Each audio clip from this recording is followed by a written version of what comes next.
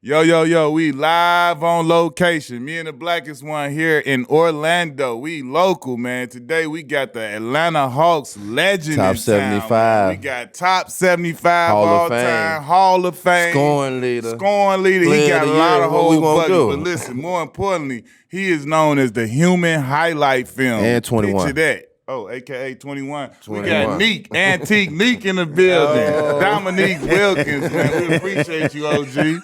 I appreciate it. I should have never told you that. I like the antique thing. It's great.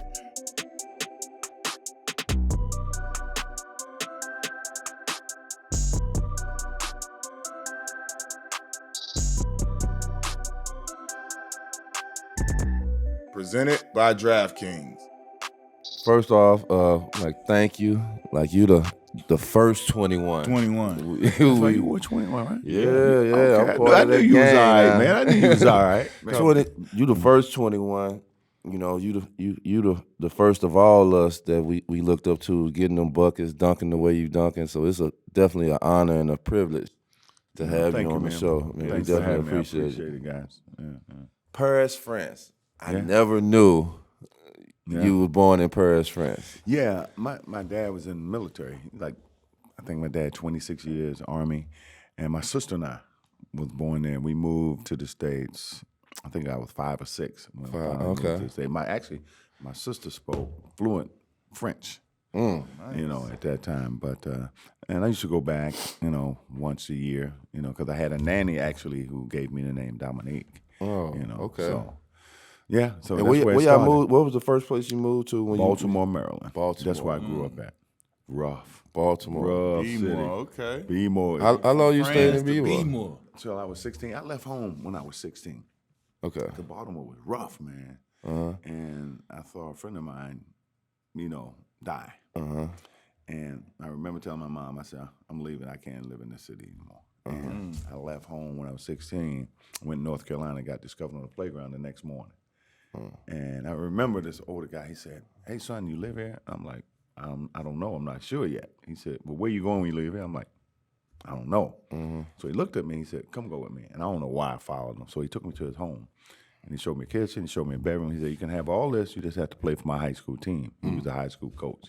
And that's how it started. We went 76-1 in 3 years and stayed in North Carolina. In junior high, when you picked up the ball, so you picked up the ball in Baltimore. Yeah. And who introduced you to it? Well, it was a playground legend in Baltimore when I was 12. And I don't know, I guess he saw something in me. He said, look, I want you to come to the boys club every day. Because it wasn't the boys and girls What was his club. name? His name was Big Harold. Big Harold. That's all we knew him as, Big Harold. And I used to go to boys club every morning and work out with him. He's teaching me the game of basketball. He said, I'm going to teach you this game.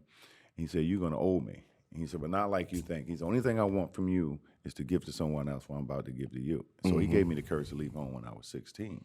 And so, man, it's funny because the old guys used to make me play against the older kids for money. And it was like $12, $15 a game. They would give me 3 and keep the rest. And I'm like, hold on, man. I'm doing the work. They said, young fella, we paying money. You just keep doing what you're doing. Keep doing what you're doing, And yeah. that's the way it was, man. But I owe a lot to all them guys who really taught me how. So he gave you the fundamentals of yeah. left hand, right hand, spin move, between the legs dribble. And the crazy thing, I didn't see him had to be about 20 years. And I went back to Baltimore to redo some of the playground. And I see this guy in the audience. And it was him. It was him. Wow. And, man, we had an emotional moment, brought him out in the middle of the court, man, and that was one of the best things that ever happened. Yeah, I tell my kids, man, it's to accept the help when somebody really trying to help you along the way. It's so many people that helped me get to where I'm at, helped me be me, that didn't want nothing from me. They was just there every time. Different now. Yeah. Because, help is good. Yeah. If you're willing to receive it, but you got a lot of kids out here don't want to receive it. They want to receive it. That's what I'm saying. We're here to give back what we've learned. Yeah. But as a young man or woman, you got to be willing to receive that gift, because that's what it is. A gift has someone who wants to invest their time in you, because that's what makes you better as a person and as a player. Definitely, yeah. So Yeah. it's changed a lot now. Had you played ball before you left Baltimore? Like you was, I see Like you were going to Dunbar. Were you already hooping? Actually, I was supposed to go to Dunbar. We played playground basketball. Right. I didn't play organized basketball till 10th grade. But on the You know, playground, but could you the tell that playground you was- was all right? Man, Was I you knew getting it. yours- I knew at 12 that I was going to be pro.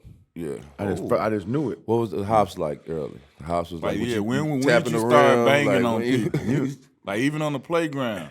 My first dunk was at 12 and a half, 13. And it was a 11-foot goal in the projects that nobody in the neighborhood could dunk. Yeah. And I was the first one to dunk on that goal. And it had chains on it, so you couldn't dunk it too hard. Yeah. know? Yeah, so them But- chains to grab but- it. You had to have real bounce to be able to dunk it You know, without We dunking. used to get in trouble, and so I was jumping back. I was jumping over cars, to kind of get away from doing something stupid. Yeah. But I just knew I had jumping ability early in life, because really my background was track and field. Yeah. I ran a quarter-mile high jump, triple jump, and I still hold my high school record to this day. Yeah, I was in jumping quarter-mile. fences like we was jumping fences back in the day. Them tall fences, we hurdle and them Yeah. jump. yeah, right. But it was fun. You know, my dad was a very athletic guy too, so we got it kind of honest. My brothers and I. So it was like a family trait. Yeah. So your whole family athletic. Everybody in my family could jump. Hey, All so the you- guys could jump. So you was just throwing curveballs. You wasn't gonna ask your iconic question and stuff. Yeah, I was just I was almost confused. no, I just wanted to. Oh, I'm just saying I was almost confused. Okay. But I'm still into this. So you went to North Carolina, and when you went to North Carolina, you had you went to the high school that the guy asked. You went to stay with him. Yeah. What was that transition like being in North Carolina? Now you in the South, because the South is totally different than Baltimore the city, and the yeah. East Coast and the city life. I was a city boy coming down with a bunch of country boys. Yeah, yeah. And 'Cause I always thought you was a country boy. yeah, everybody did, but I grew up in Baltimore, man, and it was hard for people to leave out of that environment. Yeah. But there was so much bad stuff going on, and I told my mom I was leaving, and she basically said, "Where you going?" I said, "I'm gonna go to North Carolina," because I had family living in North Carolina, but Yeah. I wasn't close really at that time. And you left the rest of your brothers and They didn't catch back up with me till 8 months later. oh, okay. You know? And I lived with my coach for about a year. But the craziest thing is 3 of our starting 5 on that high school team was first cousin. It's crazy. So we went 6'8", 6'8.5", 6'9", 6'6", 6'5". That was our starting lineup in high school. That's crazy. Y'all was big. Man, it was big. And man, when I first went to high school, I wasn't that best player on the team. There was a guy named Alvis Rogers who was 6'8.5", 6'9". He was a brute, about 240. Yeah. Athletic, he high hurdle, low hurdles. He was a hell of a basketball player. Good bucket. But over the years, so I kind of became the best player on that team. But he the in one you academy. saw But, first. Man, I gave him much respect. But we won the championship. Actually, we won, I think, our first 27 games, and we lost in the semis in the state. And I remember my coach said, "Hey, if we stick together for the next 2 years, we won't lose another game." And we looked at him like, what? But we ran off 56 in a row for 2 years after that.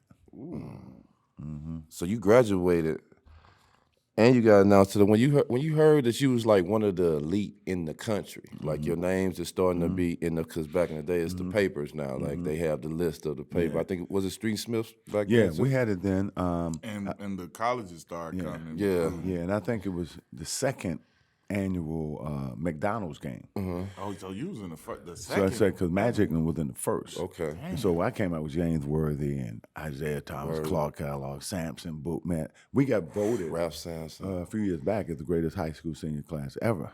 Because, we had, 6 or 7 Hall of Famers in that class. First round picks all over. Oh, man, it was crazy. Crazy. Yeah. When you seen your name as I know when I first seen my name on there as one of the elite of the country, because you hear about all these players around the country, and sometimes you don't. Back then, you didn't get a visual of them.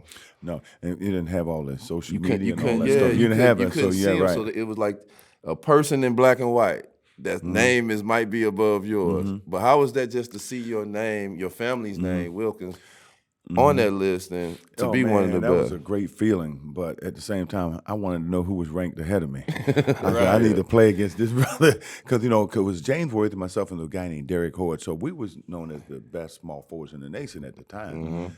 And I remember James Worthy and I said, we want to play against this guy, Derek Hoard. We want to see what he's about, you know. And so we took turns of getting at him. Yes, sir. And he was the higher pick. Yeah, but that ranking changed very quickly, you know. But that was our mentality. But just to see your name amongst the best in the country, man, that's an unbelievable feeling. Now you get hit with the McDonald's game. You get selected as the 24th. Like you been in the second one, it didn't mean as much. Well, I ain't gonna say it didn't mean as much. It was so much history when we came to it. Like I got in 2000. It was you seen it was the most you and everything. Everybody else that's a Hall of Fame down the list make this McDonald's game. It was like that was your credential to go to the next level. If you made the McDonald's game, you arrived. Yeah. Basically, because now you're selected one of the best in the country. Yeah. So you kind of write your own destiny. But that second annual All-Star game, man, I remember the starting five that we had, and they had on one end they had me, they had Bowie at 7'1", they had James Worthy at 6'10", they had Isaiah Thomas, Terry Teagle. On the other side, they had Ralph Sampson at 7'4", that Clark Kellogg, Cliff Levinson, Antoine Carr, Rod Foster. Antoine Carr. It's so many guys you can't even name. Yeah. And so you know what that All-Star game was about. It was intense. How was the game? Like how was the back and forth of the game? It was close, and we ended up winning. And I remember they gave the MVP to Clark Kellogg. And the gentleman that he is, he said, "Look, you had a great game. You earned this more than I did." And he handed the trophy to me at the McDonald's game. But it posed to go to Kellogg. Yeah, that was. Man, that was a great moment, but it showed you what type of guy he was. Yeah, especially because, like, I know when we went to the McDonald's game, it was a whole weekend. It was a ceremony. It was a ring giving. It was all that. The second annual was it like the same way like that? No. It was more y'all just came show for up. the game. Like, I'll see by the time we got there, we was See, getting because I want a lot of to. changes. I never heard nobody. I mean, we got our McDonald's rings and all that stuff, but it wasn't like 2-3 day event. Okay. I mean, of course, you come in a day early. Yeah. And get ready for the game. And So y'all didn't have the practices and everything that we had. Because we practiced for like 2 we days. practiced the first day we got there. Then we Okay. played the game the next day. So we didn't practice one day. But I remember going to the first because I got there a little late, and James Worthy was already. And I'm watching. I come in, and James Worthy is working them. I'm like, damn, that's James Worthy. Because we never. A lot of these guys, never this seen your each other first time close. seeing them. Right. Yeah. I'm like, and he's like a grown man, he had a full beard. I'm like, man, this dude in the 12th grade. Yeah. But he was working, so I had to make a statement because he was the household name there, right? So I remember they put me in practice, and it hits the back of the rim, and I go up and I catch it, and I bring it across. I'm looking at the rim, and it got quiet, and about 5 seconds later, it erupted. They're like, that's that skinny kid from Washington, North Carolina. Yeah. So it kind of set the tone for me after that, because again, I had to show that, hey, I was one of the best in the state too. So James Worthy and I, the only thing we ever regret, and we talk about it from time to time, we never really had the chance to play against one another in high school because he's from Gastonia, North Carolina. And we often joke it, but you can still see the little tension. Yeah. But it's just Because unbelievable y'all was two respect. people in the state that everybody was talking about. And y'all but never got to meet. Man, he was a hell of a player, boy. So that's what Big James. deferred your decision not to go to North Carolina, not to try to stay in the state? It's a lot of stuff to go into why I didn't go Could to it North have been Carolina. anybody else but Georgia? Actually, I signed a letter of intent with North Carolina State. Oh, NC State. Yeah, I'd have been there Back with then. Wittenberg and Loden the year. Yeah. The second year they won the national championship. And Georgia, they came in and painted a wonderful picture. And I'll leave it at that. Yeah, word up. I'll leave it at that. But it was, hey, look, these guys are getting their due now and what they are getting in college and stuff like that to support themselves. Yeah. I'm all for it. Yeah. Yeah. I know. for I think the NIL deals are is a game changer. It should have been done a long time Many years ago. It was a ago. lot of money that was just going and going and going. And we risked our careers and freedom for whatever we had to go through to get to where we needed to get to. Hey man, a lot of money, college sports, and you can't. Back then, when you couldn't buy a kid a hamburger, or you would get in trouble. It's ridiculous. Yeah. You know, so I'm for whatever these guys get, more power to them. Yeah. You know, How was it when you actually got to school after you commit and you go through the process and you get there? What was that like going from high school to college? man, it was nerve wracking, really, because in them days when you got recruited by everybody, you know, I got recruited by over 100-some schools. Yeah. And so you had to narrow it down to like 5. You know, and that was a tough process because back then, if you were the great player in the state of North Carolina, you don't leave the ACC. Right. That's what I'm saying. It was almost like How they against the get law. you? I was one of the first one to buck the system. Yeah. You know, and when I decided to go to Georgia, it's like all hell broke loose. They went from loving me to hating me. That's They what I tried to was destroy going me. to ask. Like, You know, they gave me all F's on my transcript. They poured paint on my mom's car, and I had a cross burning in my yard. what? Yeah, yeah.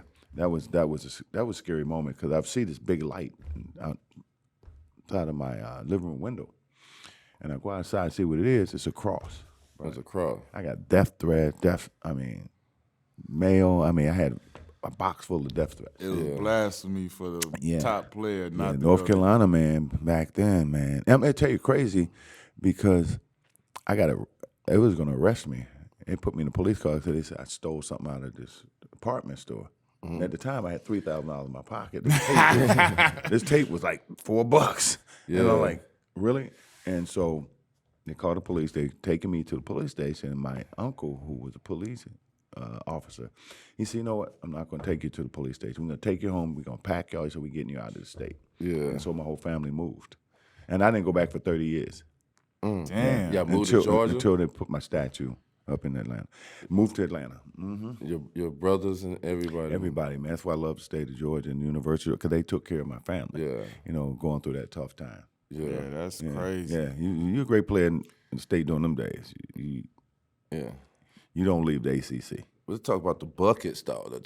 The 21 and 5 or whatever you was giving out. Like I was like the play because like it's another level up. Yeah, you don't see these guys and so forth on, but now you in college and everybody grown. Yeah. When I got to college, man, it was like I was already in my mind. I was already ready to play on elite level, so I kind of stood out the first day we started practice, and at that time, Georgia has never been to an NCAA tournament since 1934. Damn. And we went to a tournament the first year we got there. Yeah. It was 5 of us that came there together, high okay. school All-Americans. Y'all was the first Fab Five, the freshmen, huh? We had it was nothing but athletes. And so we kind of set, the tone. We were kind of standard bearers of what they ultimately became because they went to NCAA 20 more times after that. Yeah. So. And, I got a lot of flack about, you pass up North Carolina, Duke, North Carolina State, Wake Forest to go to Georgia. Yeah. And I said, you know what? If you can play, they'll discover you in Alaska. It don't matter. Straight up. And that was just my mentality. When you won Player of the Year, how did that feel for you and your family? It was great because it's been a long time since anybody at University of Georgia has ever gotten that award. Yeah. So that was special for me because the SEC at that time, man, they had some talent. The LSU's, the Kentuckys, man, the Alabama, they had talent. Yeah. So to be recognized as one of the best in that powerhouses conference, in that yeah, conference. yeah, man. Did you- Kentucky was a monster, man. At what point did you know, like, all right, I'm going to the NBA? Like, as far as like when you were in college, like as far as I'm scoring. I knew in high school. So you I just knew. I mean, in high school, I averaged 30 and 16 in high school, So I was like, if I can put up these kind of numbers here, I ain't got no problem going to the next level. Again, when that's your mentality and that's the way you think, man, you stay ahead of the next guy. That's in my opinion, and because you prepared yourself. to get to that level. So but funny thing, coming in the NBA, I was already prepared because I played with all the greatest players in the league in the summer league. You know, we would travel around the country with Magic, Dr. J. Bird, all of us. So you was already playing with them. So I'm already playing with them. So when the season started, I'm like, it ain't no big deal. You know, because when you playing with Magic and you're going to Doc and Bernard King, all them guys, who else better in the league than them guys? Right. So tell us about some of them runs. Some of them runs, like where they was at, what city they was in, and we how had was teams in different cities. Like I had a team in Atlanta. Moses had a team in Houston. Then you had Magic's team. So we used to travel around. And when I'm saying them games, man, we going at it. And ain't no let you score, I score.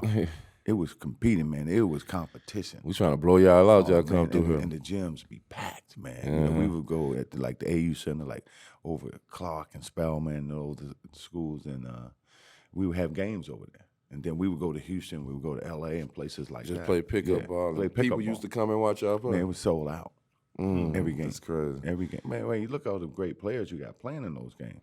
You know, people wanted to see it. People wanted to see that. How was your process of declaring and saying like, all right, I'm gonna go to the league? And it wasn't David Stern yet, right? No, it wasn't. It wasn't right. David Stern. David Stern came maybe 3-4 years after that. So how was y'all process? Did y'all get drafted or not? So was it like in a room, or did you walk across the stage and shake his hand? Yeah, we did it. And actually, I thought I was going to the Lakers, the #1 pick. Oh, we know this story. We know this but story. What I was told was the cup check got hurt, so they wanted to go with a forward to play both forwards. So they went with Worthy, and I knew if I didn't go 1, I would go 3. Which okay, you couldn't have went wrong with any way you went as far as that pick. The crazy thing is we had Big Game James on. This was about a month ago, and he was telling us the story. He was like, the thing that he was surprised that he was gonna go there, but he was like, because he said I mean, Dominique was a better player coming out. He was like, he was a better scorer. He averaged more points, but he was like, he felt like the Lakers weren't supposed to get that pick, and so they didn't want somebody as good as you. They felt like you were too talented. They needed somebody who could like come in. Well, see, Jerry West wanted me. Jerry Buss wanted. That was the thing. And then I think maybe a week or so later they tried to get us both.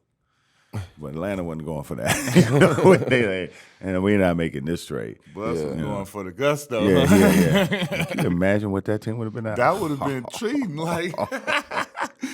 Imagine just throw it anywhere. It wouldn't have mattered, man. But you get picked #3, Utah. I'm a #3 pick. You, just in case you didn't know. This is the part I don't know. We had a couple of #3s this season, man. No, the #3 part is cold, but to Utah, I was clueless. I never knew that. Yeah, I never knew that. I thought it was always Atlanta. You pulled a Steve Francis before Steve Francis.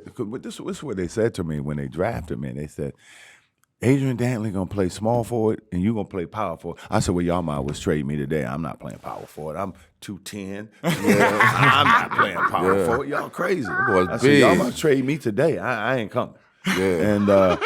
And luckily for me, Atlanta made that trade. And I think the biggest reason why, because I used to travel around with Magic, we used to play all these games, and they saw me up close and personal. Yeah. In all these games. They like, we need to make this trade.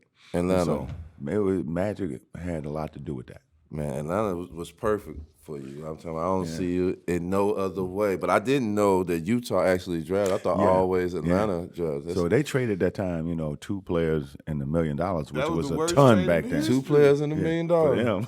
That's what I'm saying. That's the worst, most lopsided trade in history. Like I had to read the names. No disrespect. I've never heard those 2 guys' names. But you look who came the year after was Stockton and Malone. Yeah, who came to Utah the year after. So they got that right after. Yeah, so they got good in a hurry. Yeah, but man, that again, you just think about the guys you could have played with. Yeah, it's been crazy. When you first got to the league, who was the first person to bust your ass? Dr. J. Dr. J. Yeah, I'm gonna tell you. So when I first played against Doc, man, I said, man, I grew up wanting to be like you. I'm in awe because that's the doctor, Yeah. And he had like 30-something against me, man. I wasn't upset. That's the doc. That's the doc. I'm gonna get 30 on What he was doing? But I had a good game against him. But I was proud to be on the floor with the doc. But playing against after the I got doc. over the I was like, okay. After that, every time you seen it, it was on. It was on, you know. And we had great games against one another, but I have a lot of respect for Doc. But my first 8 games, man, it's like I played against 8 Hall of Famers. And back then, you had to guard each other. Yes, ain't no ducking, ain't no hiding. Yeah. You know, because my first got Larry at 6'10", Bernard King. I got Larry Nance at 6'11". I got Dr. J. I got Mark Aguirre, Marcus Johnson. Hey, big draws, Chi-Town. Draws. And all these guys getting over 25. And they bucket gives us. Yeah. You know. Tell me about the first time you played Bird and how that rivalry began. Oh, man, Bird's funny. He's funny. So, you know, again, I mean, we're in the Boston Garden. I'm in awe because this, you know, the banner. This is, you know, mystique of the Boston Garden. And I remember the first, we was at the jump circle, and I go shake Larry Bird's hand. He put both hands behind his back, you know, like, I'm like, you know what, maybe he's just getting into the game, you know. And I'm trying to give him the benefit down. The first play of the game, I'm guarding. He said, I don't know why they got you guarding me, Holmes. And he shoots a 3. And I wasn't mad he made the 3. I thought, this son bitch just called me Holmes. Oh, man, I was so mad. So I'm coming down the left side, and I go up in a fast break, and he comes out to it, and I'm pumping it behind my head, and he jumps. I said, I got him. Boom. And he's sitting down on the ground. I'm pointing like this. He said, hey, Rook. I'm like, what? He said, I like you. You got balls. But I'm still getting 40 on your ass.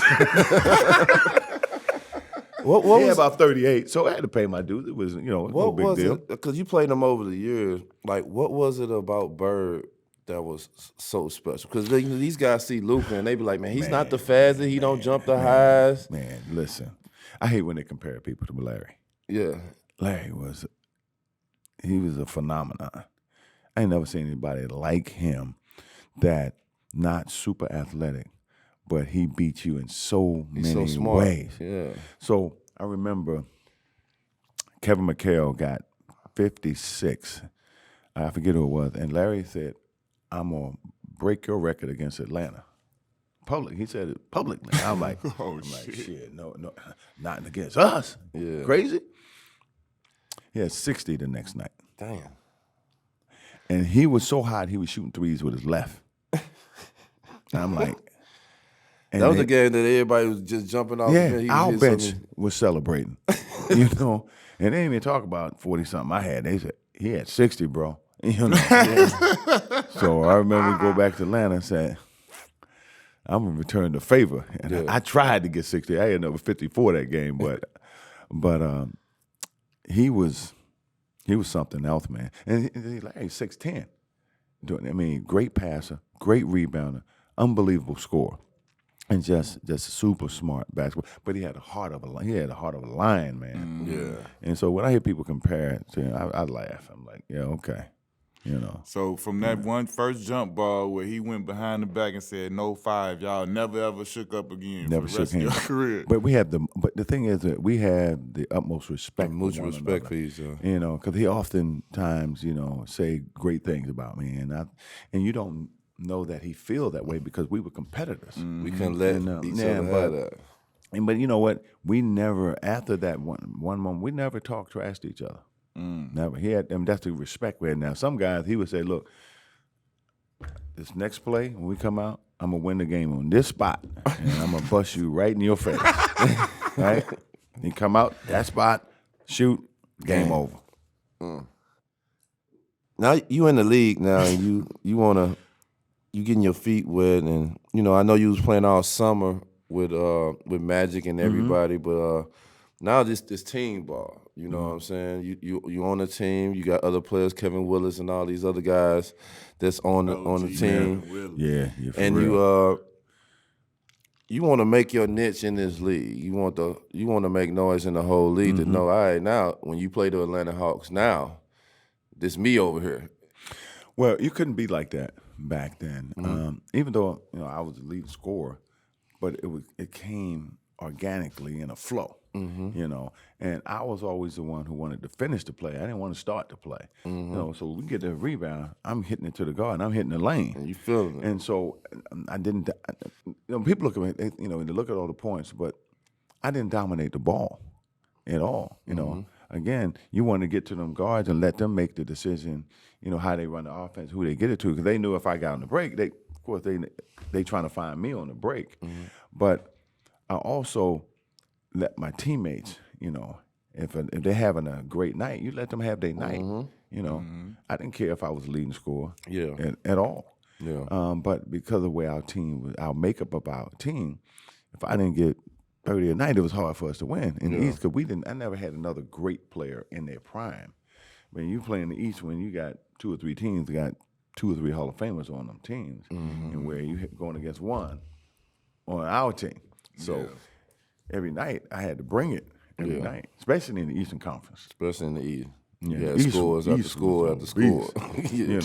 And I never feared anybody I ever played with. Yeah. But there's one guy that made me nervous when I played, and that was Bernard King. Yeah. Because he getting 40, ain't nothing you can do about it. I said, look, I know this guy going to get 40. I said, so I'm going to get 40. We just going to call it a wash. Because I ain't killing myself trying to chase this guy. Only way you can X him out is getting 40 with him. Try to explain, because obviously we know, but these young people do not know about Bernard King. How much it's a shame. He didn't have a 3-point line at first when he first started getting buckets. Bro, he got 60 back-to-back nights. Didn't shoot a single 3. He averaged 50 on the West Coast trip. That's crazy. And he had a bum knee. Yeah, he used to drag the knee. And my coach used to say, Mike Fratelli said, Nique, when you play against Bernard, meet him at half court. I'm like, man, I ain't meeting him at half court. I found out very quickly what he meant. Because if you didn't meet him at half court, you were like this. He was gone. And you look up, if they got 30, 35. And he was another guy, didn't shake your hand. He would look at you like he was looking through glass. And I used to turn around like, shit, I know I got to play tonight. He's coming. But he was one of the most feared small forwards in the NBA. Yeah. No question about it. You ask Iceman, you ask English and Dantley about Bernard King. You ask Bird and Dr. J about Bernard King. He was for real, bro. Straight for real. bucket. Physical, too. Physical. And like I said, we had to guard each other, man. Because I didn't want to guard the power forward. That's like you said before, that's another weight class. I didn't want to guard the shooting guard because I didn't want to chase them guys. So you had to guard your guy. How was it when you first heard that you were making your first All-Star game? Man. How did you feel? It's like I died went to heaven, because back then you talking about the honor and the privilege to make an All-Star team. I think my second or third year, I'm averaging 27 and we winning and I couldn't make it. Right. I got to beat out Dr. J, who's established, Bernard King, who's established, Larry Bird, who established, and Marcus Johnson, who established. Yeah. You ain't making it in front of them guys, man. Yeah. Because they picked All-Star games by position back then. So once I made my first one, I made 9 straight. Yeah. That was the you and your family. Once they let me in, I said, y'all ain't get me out now. I'm just done. I said, I don't care who you bring. Yeah, man, that was great. Man, to play with all those greats on one team, unbelievable. I want to talk about the dunk contest. When you when did you decide I'm gonna do this? I could win it, and when did you feel like you became a dunk king? Did you take pride in that, knowing that Dr. J was the guy from the ABA and all of those things? How was that for you the first time? Well, the first time I even looked at the dunk contest, it was Dr. J and David Thompson, Iceman and all them guys. So, you want to try to follow in their footsteps. So the first time I got in the dunk contest, I was in awe because I'm going against Dr. J. Right. And so I really didn't do that well because, again, it's Dr. J. I'm still a fan. But that second contest that next year, I was like, I'm not going to participate. I'm going to win. So I won that first one. That next year, I think it was in Indiana, and that we enjoyed doing it for the fans. It wasn't about us. It was about the fans, doing it for the fans. And the only way you measure your greatness is you play against and compete against the greatest, in my opinion. And so being in the dunk contest, you had the greatest athletes in the league going at it. And so for me, I'm like, I want to be a part of that, Tell me the difference, or if you see it was, because what we grew up on, like what you talking about. It was the best of the best. You, Michael, like you said, Dr. J, David Thompson. It wasn't just like the best dunkers. It was like y'all was the superstars in the league too. Like what do you see that's different that our superstars now don't really want to participate in it? And like they got the skills and the balance and the hops to do it. Like what do you see as the difference? Because that was always like a staple. The superstars made the All-Star events and participated in them. You know what? For us, like again, it was about the fans. It wasn't about us. But I don't know if guys really want to know who the best is. That's why they don't do it. Or maybe they got so many different things going on, in their lives, in the All-Star weekends, because it's so much bigger than it was when we was playing. But we wanted to know who the best was. When I competed against Mike, we wanted to know who the best was, period. So we went toe-to-toe. And the fact that they talk about our slam dunk contest 30-some years later, let you know it's the greatest dunk contest ever, and it was special. And we were mad if we didn't win. Yeah. We were, look, we had mad respect for one another, but we wanted to win, period.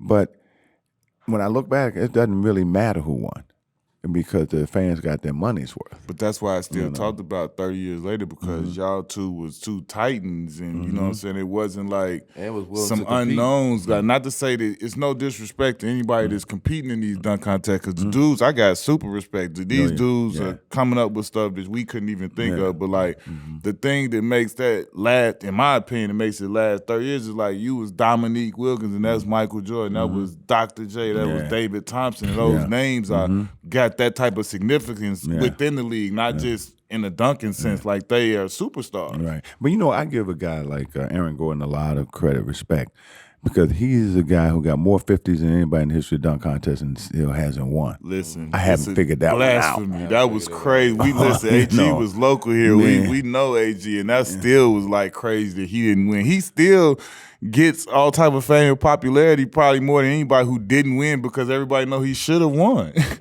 A couple times. That's crazy. It was like, and I was there in Toronto. I wasn't there. Like that was literally, I've never seen. But him and Zach LaVine, they were going. I was like, okay, what are they gonna do? Like they've done everything. What they did is at that time they brought the dunk contest back in a major way, man. Huge way. I was glued. I didn't make that All-Star game. It was too cold in Toronto. Yeah, it was freezing. It was freezing. But man, I was glued to TV. I like these dudes are putting on a show. Yeah. Listen, I was to feel that energy, to be like, I'm standing there because Andre Drummond was in there. I'm with the Pistons, director of player development. I accompanied Dre there because he participated in it, but like he was out.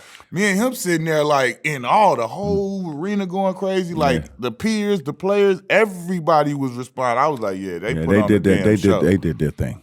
They did their thing. That was fun to watch. That was fun to watch. I want to ask about the back-to-back dunk contest with MJ. Because like we said, it was one of the most legendary, but I want to talk about like you won the first one, then you come back. Like how was it going into each of them? Like knowing that y'all the two top dogs, y'all supposed to be meeting in the final. Like how was the talk? How did you feel just going into them? We didn't talk about it. Not one thing, not one time. We didn't say anything. We never even worked on the dunks before the dunk contest. Neither one of us. It was dunks we were doing in games, so we didn't have to practice, And so it's like, and I know Mike didn't practice those dunks, but we didn't talk much, And even during the contest, we showed each other respect, shook his hand after a great dunk, but we didn't talk. And even the wins and lost dunk contest, never talked about it, not once. Last year was the first time that Michael, I saw him and his wife at the hotel at the All-Star game. And I'm walking over to say hello to him and his wife. And as I get to the table, he said, "Yeah, Nick, you won the dunk contest." Oh, he finally admitted. And I said, "Well, how you doing, Mike?" "Yeah, you doing?" And because we joke about it. And I said, "Well, let me get that check then that they gave you for women. We can call it even." He ain't never paid me, but Mike and I, man, we have so much respect for it. Because two North Carolina guys, right? That competed on the highest level. And for us, it was just a pleasure going against one another. And but we never talked about it. Never talked about the dunk contest. It was kind of an unspoken thing between us, But we knew what we brought, to that contest. And like I said, the dunks, we never worked on it. Now let me ask you this, because I know I saw something on TV, but when Spud replaced you in the dunk contest and he went out there and won, did you know that he had all of that in his bag, or did you know he had? He held back a couple things that I didn't know. Right, so you didn't I thought I saw that you didn't know that he could do all of that. I said, man, you lied, bro. I said, some of that stuff I didn't know you could do. Because I'm looking at your reactions when it was happening, and it's looking like you didn't know. You was kind of like. And then he's from Dallas too, so the fans got behind him, and I'm like, oh, hell, I'm in trouble. Making every dunk. Yeah. And for a guy that little to make, for a big guy, they be routine. Yeah. I know y'all brothers, he don't dunk like that in practice all the time and all that stuff. Man, Spud rarely ever dunked in practice. I don't remember him ever dunking in practice. Dunks before no, that's why I'm saying, like, how did that? Like, why you in that's the what I'm contest? saying. How does that, like, how? But I knew he could fly. You knew he had that. But to do so, all his dunks was timing, and he hit the mark every single time. Even though all my dunks was timing too, and I made every dunk. Power, strength. But then I could have ripped the backboard out. I wasn't gonna win that dunk little contest. man was running away with the momentum. Well, the fans really got behind him, and his dunks was really, really great dunks, and could have went either way. I probably won 4, but I got credit for 2. But it's all good. But for him, I was happy for him because Spud and I were best friends. Yeah. And for him, when he won, I was happy for him. I wasn't upset. I said, we keeping it in the family. Yeah. So it was great for him, and I was happy to see him win. Windmill dunks. It's a certain way you windmill. Godfather of the windmill. And if you ain't windmilling it like Dominique, you're not windmilling it. Well, right? Say it right, man. We call it wiping your whole ass. Some people they wind it a little bit, arm don't really don't really extend, right? You know what I'm saying? Some people jump off one leg and try to wind it, and it really don't extend. If you ain't wiping your ass and extending that your whole entire ass. Hey man, listen. Like Nique, there ain't no windmill. We ain't counting. That's a dunk that going off of 2 feet. Yeah, that's what makes it look dramatic. Yeah, because you're getting height, and then you're bringing it down to your kneecaps. And you're bringing it around, and when you can throw it with the power. With the power, a lot of guys can't do that. At all. They can't. Get that little chicken wing a little bit, but they can't extend it. My first windmill was chicken wing. It can't extend it. And then the windmill I did one time in practice, and then it kind of stuck with me. I used to be a 1-footed jumper, but when I got in the NBA, man, I remember against gather yourself. Yeah, I remember against Milwaukee, and I come baseline, and Bob Lanier covered the rim like this, and I turned. And he was going up. When I came back around, he was coming down. I was still going up, and boom! I said, you know what? I'm going to start jumping off 2 feet because you have more control. Even if you get hit, you still got control. Take your fall and everything. What was some of the, like, because like you easily known as one of the top in-game dunkers ever, all time. Like, when you really exploded onto the scene and like you said, like I done seen some damn highlights, bro. When you twisted, you reversing, doing like what was the response like when you really burst onto the scene like that explosive? It was just a tool for intimidation. Exactly. That's all it was, to back big guys up, to keep them from challenging your shot. And that's why you always dunked hard? That's why I always dunk. I try to dunk as hard as I can. If you want to put your hand up here if you want. I'm trying to told me when I got to the league, Kemp was like, yeah, young fella, keep on dunking hard because they'll stop jumping. They'll start waving. They start waving. They start swiping. Waving at you. And when you can do it in traffic, Sean Kemp was one of them guys who can do it in traffic. You look at today's game, Zion. Nasty. Man. Yeah. Ain't a lot of guys can do it in traffic. Yeah. Because I used to get one bounce off the post, and I catch you backpedaling. You know, that's what people don't understand. When you get a guy backpedaling, It's over. It's over. You can't challenge his shot. You know, You I can't don't get care. that same type of explosion. You that can't you jump. Because I don't care what type of shot blocker you are. If I get you backpedaling, you're gonna be on that poster that night. You're gonna be on that poster. You're gonna be on CNN that night. Definitely. Yeah, and that's the thing. That was a going thing when he said, "Who's gonna be on CNN tonight?" You know, because that's around the league. You knew somebody was gonna be getting thrown down on, and we had a team full of athletes, man, with Cliff and Antoine and Doc, Kevin. We had a lot of athletes, man. Can you tell us about the playoff series y'all had against Boston? Where tell us about the whole series, but tell us about the series all the way leading up to that Game 7 where you and Bird was back-to-back buckets. You know what? We won Game 5 in Boston, and we was not supposed to win that game. You know, the critics say. So we knew going to Game 6. I said, man, we could advance and we can beat these guys. And we blew our opportunity. And at the end of the game, we drew up a play, and it turned into a broken play. And Cliff Livingston went to basket left hand running hook. I was mad because the play was supposed to come to me, and I'm like, "Woody, don't break the play, bro." And so we ended up losing that game. And after the game, Barrett made a prediction. He said, "Atlanta blew their opportunity. I'm guaranteeing a win in Boston." And we had to look at that, right? Big headline. So I remember we get to Boston, and we walk out of the locker room, and I stopped. I said, "We gonna win this bleep game." I said, "If you ain't ready to fight, you ain't ready to go to war, don't come out here." I said, "Whoever guarded me tonight gonna have a long night." Unfortunately, Bird was saying the same thing in the other locker room to his teammates. So it set up for one of the greatest shootouts ever in the seventh game. And I remember he only had 12 points going to fourth quarter. And it was Kevin Willis, it was me and Larry. We run down the court, and Kevin reached across me and put his hands, and Bird said, "Don't let this so-and-so score anymore tonight." I'm like, "What you doing?" Woke that monster. You don't wake up a sleeping giant. And his eyes got that big, man. I remember they took me out for a blow, and Cliff Livingston came in the game, and he got hot. And the coach said, "Nique, go out there, stop him." I'm like, "Stop him? He hot now. He forget that." That's the only thing I can do is try to match him bucket for bucket. And it was a shootout in the fourth quarter. It came down to the last shot. And it was a smart play by Danny Ainge because he tackled me at half court in fear that I would hit a three from half court to win the game, you know. And Bird had 22 going into that quarter. Actually had 22 in that quarter. Because like I said, I think he ended up with 34 for the game. Yeah.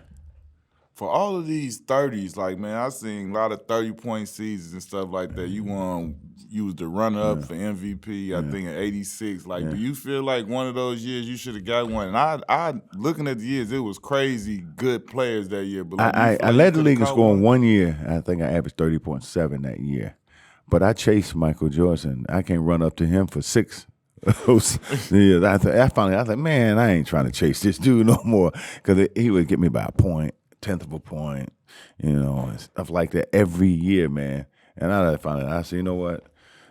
I'm just going to just do my thing and not worry about what Mike was doing over there. But it was just a fun, race that he and I had for a long time. You know, someone told me not too long ago that he and I, our careers against one another, we averaged 30 points a game against one another through our career. How was that, having that parallel? Like, y'all two was a lot of people's favorite players. Like, you know what I'm saying? Like, especially in that time period where y'all going at each other in the dunk contest, running up, back and forth. Yeah, but Jordan was a giant back then. And even bigger now, He was a giant, man, but he was fun to play against. And we had friendly rivalries, but we were trying to go at each other's throat, And with Mike, if you lost a game against him, you can still hold your head up high knowing you gave everything because they had a great team. And he was the engine that made them run. But you'll never see another guy like that. I think the closest thing to him was Kobe. Listen, see, what I say all the time. I swear, like, listen, that's how I feel. People can say what they want to say. In my book, my opinion, Man. it's Mike and then it's Kobe. And then they say all of the other stuff, but Man, like I feel like Kobe's- Kobe gets slighted when they get to talking about all people this. who played against Kobe, Thank you. They know. Thank They you. know. They Thank know. you. Like They that's know. what I say. Like They I know. feel like I sit here. To me, I don't get into debates no more because it's useless. Everybody got an opinion and a voice and this, that, and third. But anytime somebody try and go crazy with me, I throw my trump card on the table. I say, well, look, I didn't guarded both of them and I didn't scored on both of them. And whoever else you bring into the conversation, I did that with them too. So I got a bigger opinion than you. Yeah. Well, see, if you haven't played against either one of them guys, you don't realize how good they really were. And it's easy for people, especially when you have different social media feeds when they get with these comparisons, who's the GOAT, who the greatest, who's not. I don't buy into all that. But when you play against guys like that and you know firsthand what they bring to the table, both of them was lethal. Yeah. And they didn't care anything about you when they got on that floor. Yeah. They were trying to cut your throat. Yeah. And it was the same way. A lot of people don't have that type of mindset. And that's why I had man, look, man, I ain't trying to play with you. I'm trying to bust your ass. That was every night time I see you. Yeah, and that was our mentality, man. But those two, and that's fine for me. And Michael said it best. I can't say I'm the greatest because I didn't play against Wilt. I didn't play against Russell. I didn't play against Oscar. He said, y'all say I'm the great. And he said, that's cool, but those guys, that's who we flow out of. It's those guys. And so a lot of times, man, them guys don't get the props. And these guys won championships after championship like Dr. J. How often do people talk about Dr. J? Man, they don't give it to him. And like, y'all understand who this They guy don't give was? Kareem his props. Kareem, yeah. He every favorite player's favorite player though. Yeah. You talk about the Doc. But a lot of times, when you got people who see the game, enjoy the game, they're fans of the game, but don't know the game. Yeah, a casual. And that's fan. what you have. Yeah, That's what you fan. have. You look at the fans back when played. The average fan knew the game. Yeah, they knew the game. Yeah, a lot of times, I had an analytic guy tell me, he said, "Made 2 is not as good as a missed 3." I'm like, huh? That don't even make. I'm like, how much sense that make? Like what? Come on, man. So a made possession where we put points on the board, that's still not a good shot opposed to a guy who just missed 3. Shot. What? I like, man, get out of my face. That is man. the level I don't ignorance even, that I don't even talk resides to him. in some of these front offices. That's the analytic. Not all, they be trying not to talk. every, but that is the type of common sense that you have to encounter, bro. Like you just said, what? Like a bucket. Sometimes it's not as good as a non-bucket. In what realm? I don't care what you're trying to say. I scored. I said, you didn't score. That was when they make a comment like this, are you even qualified to talk basketball to me? That's real. That's real stuff. I want to ask you about just the city of Atlanta. Okay. NBA. It's a lot of teams in cities. A lot of NBA teams in cities, but none of them is like a city of Atlanta. A city of Atlanta is more of a. I feel like that's the black city. The city of Atlanta was our 6th man. Yeah, because the opposing teams come there.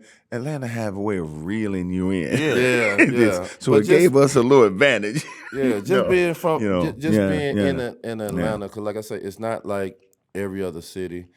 It's more black. You see more rich black people. You see a different dynamic when you go into every other city. Well, Atlanta has a lot of history. That's the backyard of Martin Luther King. Yeah, that's where it starts with him.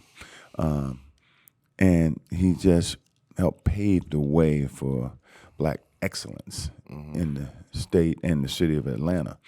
I used to spend time with his sons, Dexter King and Marty King, back in the day, and I learned so much, just from being around those guys, and Julian Bonds and, Maynard Jackson and Andrew Young.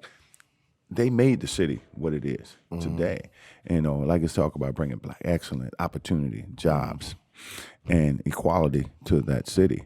It's a city that is 1 in a million. Yeah. And there's no city like it, Atlanta. Yeah. That's why I've never left, man. When I came there, I've never left. For you seeing it from when you first came to seeing it now, they call it like the Black Hollywood now. You see how it's more buildings, it's more richer, it's a lot more everything. The city is getting better. A lot more people are moving to it. Well, it is Black Hollywood. You see all the productions that's going on and all the movies that's being shot in Atlanta. Just to see where the city then changed, because this is, like I say, out of all the cities that NBA teams are on, this is considered the black city. You know what I'm saying? Yeah, it's a, a city of opportunity. For people of color. For me, the reason why it's so special for me is that when I was going through that tough time coming out of high school, they embraced me. They made me kind of their native son in Atlanta, and the state of Georgia took care of me, and so that's why I've never left. With that being said, how much pride do you take in being like, how certain cities they have like people that when you come to this city, they're like kind of like unofficial governors or whatever, or mayor. You like a mayor of Atlanta, like you one of the fixtures. I'm unofficial though. That's what I'm saying. I mean unofficially, but like unofficially, but like when you one of them people that when they think about Atlanta, you synonymous with, especially if we come like when you think of basketball, you got a statue, like playing the host, you synonymous with the team. Like how much pride you like, and then you say like you learned from Martin Luther King's, his kids. You've had businesses there, you've done things you put back in the community. Like how much pride do you take in that? Oh man, a lot of pride, and the city has again just embraced me in so many different ways, and it's because of the city that statue is sitting out front there. It's because of the city that street is renamed. So the things that the city has done for me in the organization, and still being a part of the organization after all these years, not a lot of guys can say that they've stayed in one organization their whole professional life. So for me, man, it's like being home. That's what because I never really had a home growing up. I moved all these different places, and Atlanta was really my first home, and that's why I'm still there. The number 21, KG said he wore it because of you. I wore it because of KG. A lot of guys wore it because of all us. Like, what did 21 mean to you? Ashley, our producer, she was a 21 disciple. Minnetonka. But what the 21, the number 21 means to you? Well, I'm gonna tell you the reason why I got 21 and what it meant to me. When I came to high school, I wanted number 6. There was no more jerseys left but 21. So I had no choice but to take the last number they had, and that's how I got 21. It wasn't a number I selected. But that was the only number left. That's what everybody know you. Yeah, right. And so, 21. I wanted 6. I wanted Doc's number. And coach said, "Well, Dominique, the only number we had left, because I was a new guy coming in from North Carolina, from Baltimore. That was the only number that was left." I couldn't wait for my number to change because when being a big man and every team. Your number got to be 54, 52, 50. You got to have them big man numbers. And then when I traded school, I ain't traded school, our school closed, they asked me what was my jersey number. I was so proud to say 21. 21 be my number. Yeah. I mean, it's a lot of great 21s that played this game. A lot of great 21. Tell me this, right? In 91, 92, you tear your Achilles, but you already averaging like 28. You get, the day after you do it, you get announced as the, all-star. But then you come back, you known as like, you like the standard. Every time somebody do something, like you was the first one to come back from an Achilles injury and like come back NBA Player of the Year averaging 30, still looking like how you, like what was your approach? Like how did you feel when it happened? Was it told like this about to be the end of your career? And like, because like I was told many that's what times. I'm saying, because I know back then that was like catastrophic. So that's why like you like the standard for like, even back then, it was unheard of somebody coming back the way you did. When it happened, I felt like someone hit me with a baseball bat. I wasn't even really, I was trotting down the court. So I remember they taking me in the hospital in the ambulance. And as I'm going to the hospital, I asked them, bring me back. So they brought me back, and I came back in, sat on bench, because I thought it was something I could still do to help the team win. And to this day, I can't tell you why I did. But when I toured, I heard all the critics say, "Oh, he's probably done it at that age, and if you come back, it'd be like a has-been." And I heard all the negative. I've had all them articles on my gym wall. And I remember the doctor that did my surgery came out of retirement to do my surgery at the Houston clinic, and he said, "You're gonna come back. You're gonna be better than ever."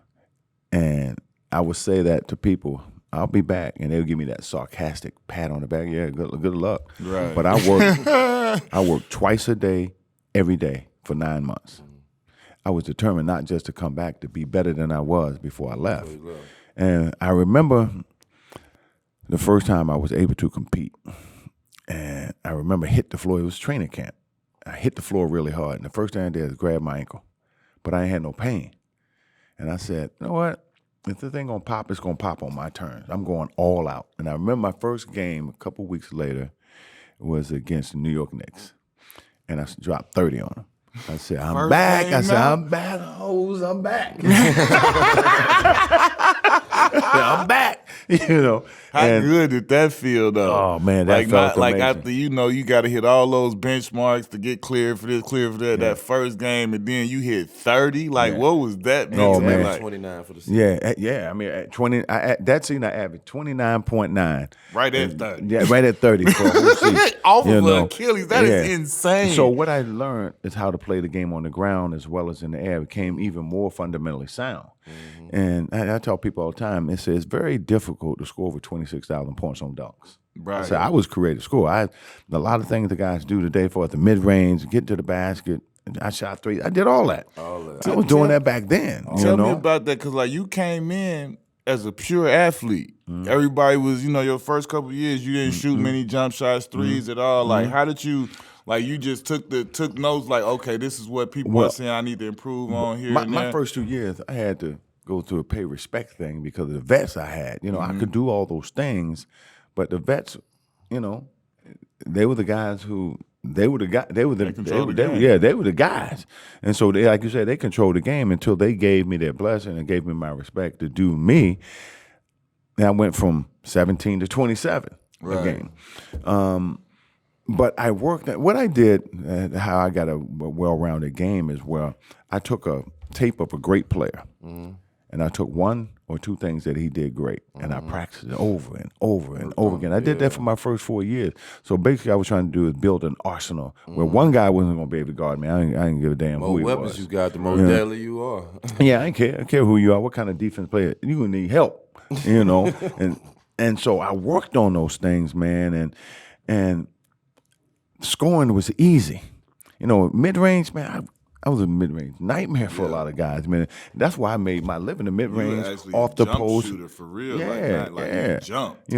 And I had a game where I scored 57 in 3.5 quarters. I had 8 minutes to go in the game. And if you look at that game, I had maybe 3-4 dunks in that game. Right. But I got them every way possible. Finger rolls, in the lane, on the post, getting to the free throw line, mid-range jump shot. Post player, though. Us real ballers know it wasn't just dunks. That's the icing on the cake. And that era, them big guys ain't just let you walk down the lane. Exactly. That era, power forwards was like they was drawing blood in the lane. They were 6'11". They were 6'11", 7 foot. Blood was being drawn regularly in the lane. Yeah. Hey, I got hit by Daryl Dawkins one time. I dunked on him the play before, and I'm talking trash, right? Next play, almost identical play. I go up, and he put his elbow in the middle of my chest. He slammed me to the floor and stand over me, and I'm hot, I'm mad, but I just laid there, until he, felt like he wanted to move, and then he went like this. Don't ever try that shit again. Now get up and shoot 2 free throws. You know what I did? I got up, brushed myself off, and shot my free throw. Yeah. I mean, what you gonna try? He 290 pounds. Well, I'm gonna try to fight him. What I'm gonna do? How was it for you to in '94 go to the Clippers? You had 11 and a half years, and then even before that, in high school, going to Georgia. You know what I'm saying? You've been in Georgia forever. You just come off a comeback. You feel like you've proven yourself to be back where you're at, and then Atlanta let you be. Well, first of all, it was about money. It wasn't about my talent. They promised me at that time, a lot of money. And so the way they reneged on it is to trade me. And I felt like I went from the penthouse to the outhouse, you know. Went to the Yeah, man. Clippers. And when the Clippers, and anybody know anything about the Clippers under Sterling, it was an interesting organization. We got drafted Oh there. man, My career was under Sterling. we had practice one day at UCLA, one practice at USC, one practice at YMCA. I'm like, what in the world is going on you here? said outside of the YMCA, depending on what YMCA you was at, y'all was better than us. We was at Southwest Junior College in South Central LA. That was where we practiced at for our first 2 years every day. It was a college, JUCO college campus. You know, I knew I was in trouble. As one of my Elmo Spencer, you remember Elmo Spencer? Yeah. He had a van, and he drove to practice one day in reverse because his transmission was messed up. Hold on, man. This man drove a car backwards to the work. It was in reverse. He going I like, man, I'm in trouble. So this was crazy. So when I get traded there, you know, I'm mad. I'm traded. So I'm in the locker room, and the ball boy had a pair of Clipper shorts on, and he had a long T-shirt on. And I said, "Hey, ball boy, go get me some socks." He said, "Man, I ain't no ball boy. I play on this team." I'm like, "Oops." What? It was Randy Woods. But like the Hawks was number one team. They was the number one team, and they traded you. You made the All-Star team. They traded you right after All-Star.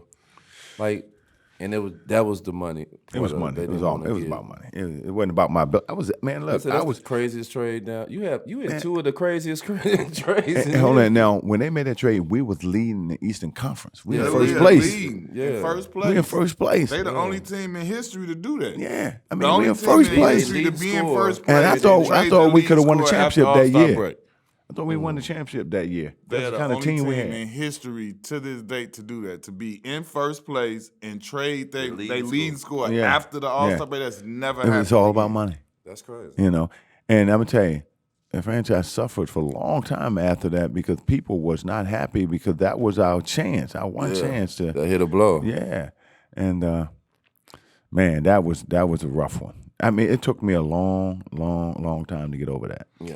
How crazy was it that you after that you went to the Boston to the Celtics?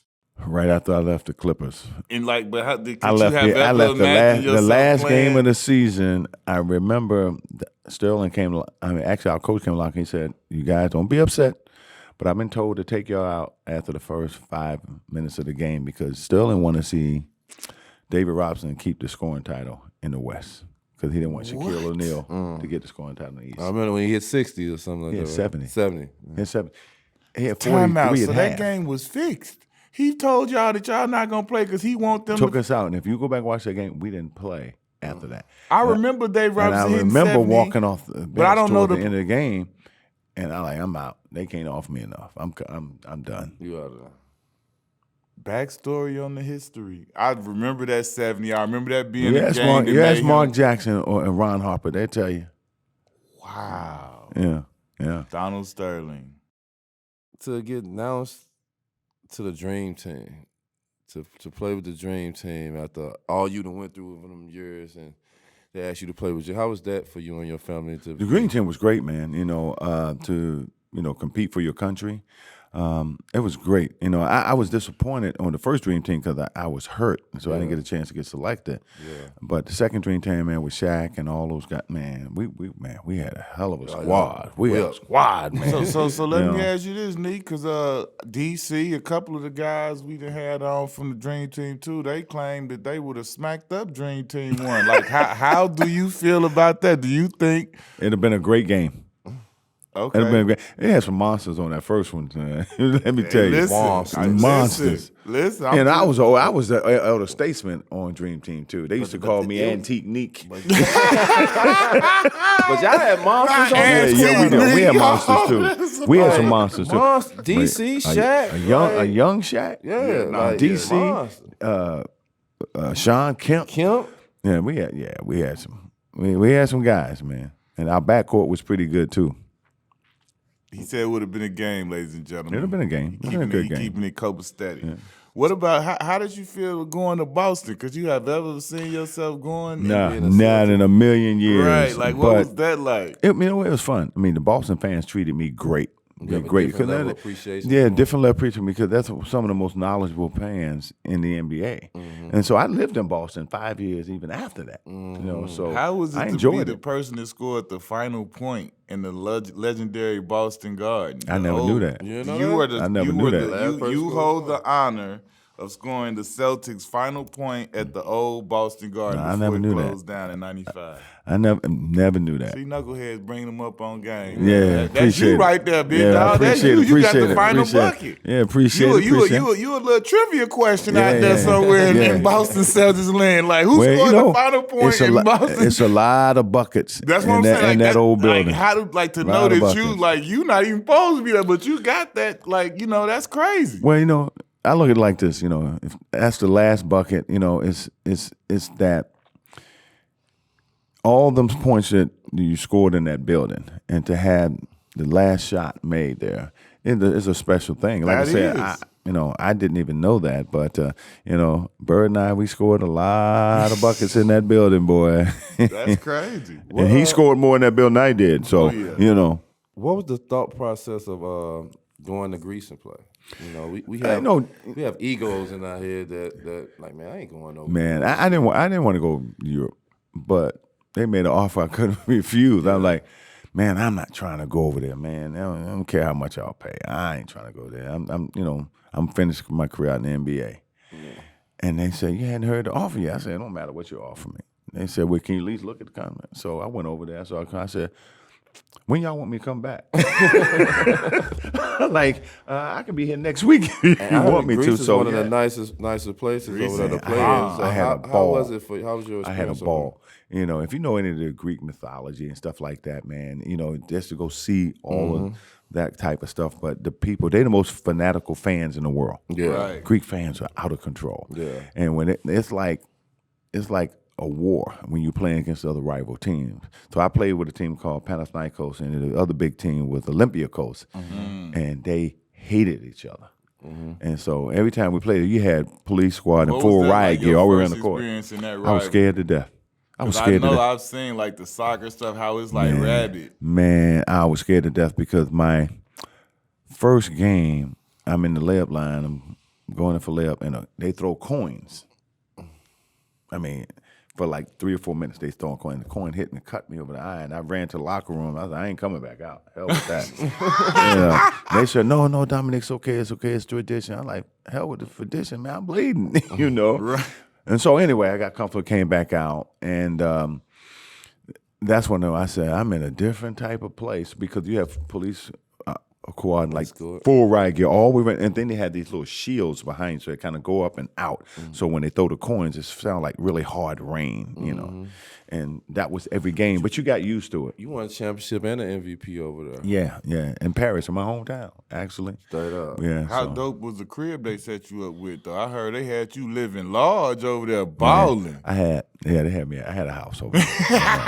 You see how he looked Yeah, up to nah. the side? Yeah. I mean, it was a 4-level, all marble, 14-karat gold railing, kitchen on every floor. Well, you had gold Yeah. banisters? Yeah, man. It was laid, man. It was. Man, hold on. It was This laid. man had Greece, gold. man. I don't care. I ain't Hey, never Greek heard. God, man. They got a Greek God down And that's there. what and that's how they treat you. I ain't Yeah. never heard nobody had no gold 14-karat gold banisters. Yeah.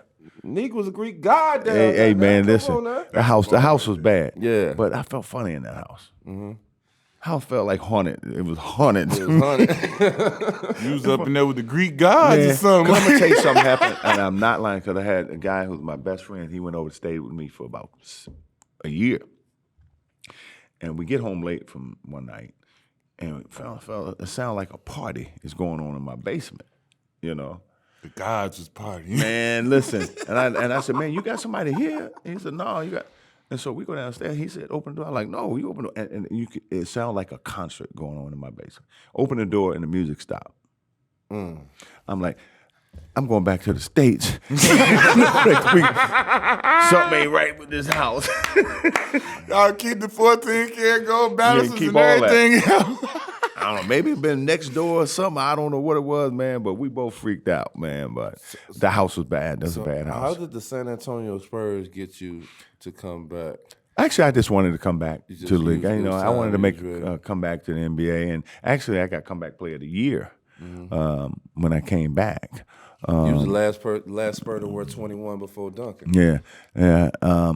I want to ask Duncan for a little of that money that he made because I gave up my number for him. No, but actually, I'm gonna tell you, he and David Robinson was great guys. I remember telling Duncan, they told me, they said if Nique decided to stay, I'm not going to take 21. Yeah. So that's respect, man. Again, when you talk about good guys, and he and David Robinson, two of the best players, Timmy, man, he or always best people I know. Yeah, he always been a good guy. Yeah. That was the year they announced the top 50 greatest players ever, and Blasphemous. which we thought Yeah, man, you supposed to make it. But how did you feel just seeing them? Because they're one of my iconic memories. Slighted. Felt slight because at the time I was 7th all-time leading scorer in history. You was still ahead of MJ at that point. And it was like, oh man, I mean, did I do something wrong to somebody or something? But one thing I will say with the NBA, and I was gonna, some of the NBA personnel said to me last year, it said, the 75th, you deserve everything and more that you're getting because it wasn't done right the first time. Definitely. So to be a part of 75, man, like I said, it's like you're immortalized. Yeah. I mean, DeNolan is one of the greatest players in the history of this game. 75 greatest players. I mean, speaks for itself. How was it to be in that room and then I can't even describe it. That energy. To I see can't. those The energy faces and to be in that presence and the the emotion. picture. Everybody in that room was emotional. That's Everybody in there, It was and just you dope wouldn't for expect me to that. see like the people how everybody was in awe of each other. It was like the gods meeting with each other. Man, that's to be there with Kareem, the Dr. J, and then the younger guys like LeBron and Carmelo and all those guys. Funny thing is Carmelo and I were standing in the circle, and we both from Baltimore, and we happened to be standing right beside one another. We like, man, it's a long way from Baltimore, ain't it, man? He said, That's crazy. look how far we've come and look what we accomplished. I said, yeah, this is a real moment, man. It's a special thing. Because a lot of people feel like some people got snubbed on this one, just like how they felt on the 50. Do you feel like the process should be a little bit different? They should ask more players, and more players should make that decision of the next 25 to come in instead of it being writers? Because I'm with you, like nothing against a writer or people who speak on basketball and all that stuff. But it's a different type of feel when you have a players of eras, players of this, and played against that player. You have a guy like David Thompson. Yeah. Not a part of that. Something wrong. Again, when you talking about people don't know how good this guy was, it's crazy. That goes back to what you said. Like you said, like when we were talking about the Kobe thing, people that played against him know. Yeah, they know. And it's unfortunate that, because that person deserves that. I felt like that about as a teammate of Dwight. No way, shape, form, fashion he wasn't supposed to be in the top 75. Like, knock it off. I don't care who say what. Like, I know firsthand playing against him and playing with him. He shut shit down for 6 to 7 straight years. He dominated. Yeah. Like, come on, man. Oh, well, believe it, I know how you feel. Yeah. Trust me. Yeah. Real talk. I mean, you look at Klay Thompson. Yeah, Clay, man, come on, man. Championships and all like that. That's the one thing you say, by the way, he ain't getting up. Well, he got a title at the end of the leg, but like, Clay titles multiple times. Like, stop playing with him, man. Yeah. Like, that's crazy. Yeah. Playing with the Spurs, and then you decide to go back overseas. Like, you had so much fun the last time, you decided to go back overseas. Again, made me off. I couldn't refuse. And again, I had a nice place over there too, boy. They took care of me. I mean, one thing about if you're a great player coming from the United States going to Europe, they take care of the U.S. players. And we had a chance to win over there as well, but I got hurt. Yeah. So we came up short, but it was a nice experience. So when I'm saying the Greece and then San Antonio, then going overseas again, and then coming back to Orlando Magic, was them years that you was like, man, I love this, I want to do it, but I'm just moving with it because I don't really want to let it go. Because, I don't know, some guys at the end of their career, like I feel like I spent 2 years that I shouldn't spent at the end that I should have just started concentrating on life after basketball. Yeah, you know what I'm saying? If I had to do it over again, I don't know if I would have went. Yeah. Because I love the NBA that much. And those 2 extra years gave me 17 years total in the NBA. Push you further up the scoring charts too. Yeah, for sure. But it was a time that, change was needed. And so that's what I did. How dope was it to get to come back to Orlando and play with your bro? Just even if it was in a lesser capacity. Well, I was just wanted, right at the end. I wanted to play 1 year with him and to say we played together.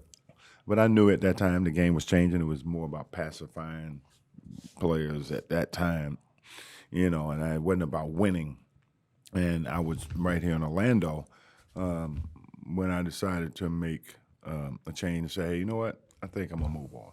How proud of you was for your little brother to make the league and to get to the level and playing in the league while you playing in the league? It was special to see how hard he worked because here's a kid I thought at the time should have been a first round, maybe a low first round pick, but he was the last person picked in the second round, and I said to him. So I said, so it's cool, it's okay. Now you got to do it the hard way. Yeah. I said, now you got to represent the name that's on your back. I said, you come out there and work hard, you'll make it. You'll be there. And, Gerald was one of the kind of guys, he was a go-getter. And so he played 14 years in the NBA. Great year. Yeah. And he was key to them Cavs teams, and you know what I'm saying? When his main run, I think, was in New York teams he played. Yeah, man, they were hard-nosed, man. They were good team. And, Gerald was one of the guys, he was workmanlike, so he going to defend, get out in the break, good passer. So he went to the right team. Yeah. This is something that I'm not even sure if you're aware of, but how was it to know that you one of 10 players that averaged 25 points in 10 consecutive seasons? And I'm going to tell you the other players that's with you on this list. Oh, it's great. And I know some Jerry of the players. West, MJ, Karl Malone, Shaq, Iverson, LeBron, and KD. And then the antique Nique. Yeah, thank man. Don't be telling everybody all that, man. But yeah, that's a hell of a group right there, man. Yeah, tell you, and if you look at that too, how efficient those guys were. All of us, we play with efficiency. The one thing that you always say, you always talk about like having to have a nickname is cool and this, that, and third. To be known as the human highlight reel, like that in itself is like one of the dopest nicknames, just by meaning, the way it sounds and everything. Like, when did that first come about? When did you first hear that? I got that name in 11th grade. Most people think I got in the pros. Oh, I definitely thought you got it in the pros. In 11th grade, and it was at a 5-star basketball camp. At the time, Howard Garfinkel, who was the big camp the director guru. then. And I got it in the All-Star game. I scored 41 in the All-Star game, and they couldn't tell how I was scoring. It was unorthodox. They said, you know what? We just going to call him a human highlight film. And I hated the name. But as I got older, I said, hold up, wait a minute. I can make a little money off this name. So it stuck. So that's how it came about. I like that. Let me ask you this: start, bench, trade. You got to start one, you got to bench one, you got to trade one.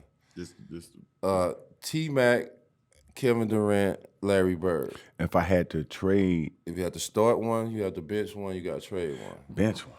Well, you ain't benching Kevin Durant. You ain't benching him. Yes, for sure. And you said Bird? Bird and T-Mac. You ain't benching him either. So unfortunately, you got to take the lesser now of 3 evils instead of 2. And, somebody going to always get left out. Yeah, somebody always do. So, but them two. You going to trade Bird? You going to trade Kevin? No, you ain't doing that. 3 of them. What's your decision? Which one you going to get rid of? Well, again, somebody is going to get left out. Somebody has to go. Fortunately, it's going to be T-Mac. Yeah. And I think he's wonderful, wonderful player. But look at those established guys of what they've done through their careers, man. It's your team, though, so it's what you want. Tell me this. It's a 2-part question. Yeah. Is it true that you was on the cover of a hairstyle and hairdo box? Yeah. And if so, I mean, Yeah. I know that, but I'm it's saying true. I got a feeling Pro I know line. how it happened because you was in the A. I done been to A. Like the first time I came, no, matter of Hair fact, what shows and Atlanta, exactly. Atlanta and Houston known for them. When I remember when I was in college at DePaul, went to play University of Houston, they was having a hair show in our hotel. Yeah. And so I know like you came up in that culture. Is that how that all happened? Yeah. You being a fixture in Atlanta and Yeah. somebody came at you like, hey man, Yeah. you got good hair. I wanna You at the hair show, how I got involved. You with did the that. hair show. I did the hair so show. time out, because first of all, if y'all don't know, Nique one of the flyest OGs there is. He be suited and booted, so I know they Yeah, I can't. had the little juice going You know, on. he had the little just let your soul glow. Yeah. before all that, you know. Right. But yeah, man, Proline came to me and they found this beautiful girl to put on the box with me, and we had these teal outfit. I had a teal Right. suit on. She had a teal dress. You know, getting them that angle. You know, hair's whipped. Little bit. I look at it, I'm like, man, how did I let this go? I remember just going in the beauty supply store and I could see you on the box. Hey, like, listen. really, my man? Had a whole supply. I could have hooked you up. She had a line of products. Oh, man, yeah, we had but that was the times. It was fun, man. But man, those hair shows was off the chain, man. It was. That's what I'm telling you. When I went to the one in Houston, I was like, wait a minute, I didn't think I'm interested now. Yeah, like, yeah. It was. You know? it was a lot of fun. a lot of man. people frequenting them things and participating. You know. Yeah, them shows was different, bro.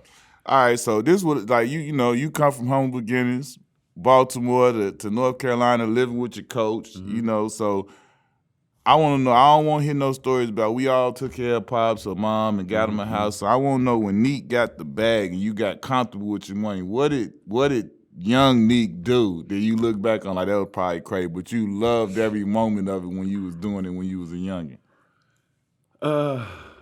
You know, Big purchase. outside of Mom, you know, for myself, Yeah. I bought a turbo diesel Mercedes. See, that's what I'm talking Hey, about. that color thing was sounded it? like a truck. Sound like an airplane. You just started up an airplane. Yeah. It's ready to It go. was burgundy and beige interior. Oh, it was hot, man. That thing would fly. But you know, I look back at it, I'm like, man, Man, diesel that gas. damn thing, yeah, burned up a diesel. Burning up the gas. Paying for it. 120. Yeah, That's how you feeling it I'm up. like, I said, you know, after that first, I said, this ain't gonna work. You know, I traded that thing the next year. But yeah, that was my for us as young men. That's when you know you arrived. You know, when you're able to make a purchase like that. Yeah, that shit Yeah. wasn't that regular Yeah, purchase. but yeah, that was you know, and I had myself a little small apartment because I didn't want much back then, you know, because I was concentrating on basketball. Right. And so what I got from my mom, that was totally different from you know what What I you got got for for myself. Because as long as she was good, I was good. Yeah, that's how it was. I want to. I love when an organization have the greats of the organization back in the organization, just involved with the organization, whether it's commentating, working, being in the front office, or whatever. Since day one that we came into the league, we always seen you. You always was known as a Hawk. I always knew when I come to Atlanta or if we play Atlanta, we gonna make sure we go and speak to Nique and make sure we show our respect and pay our respect. So I love always when the organization do that. What it means to you to still be in the organization that you fell in love with, the city that you fell in love with, and how you there 20, 30 years now after and still making an impact on that organization. Man, it's a wonderful feeling, and you know, first of all, you stay relevant, still stay relevant, but more importantly, it's showing the appreciation of what you've done in that franchise. And between franchise and the city has treated me better than I could have ever expected. So to be still part, and with our new ownership and Tony Ressler and our ownership group, that's wonderful people, and that's embracing me like I'm part of their family. Yeah. All right, this has been unbelievable, man. We sitting here with a legend, with somebody we looked up to, man. We Human appreciate highlight. you. I The appreciate human it. highlight film Real coming through and 21. chopping it up with us, man. It's Dominique Wilkins, y'all. Man, I'm just human now. Highlights gone. Yes. That is good.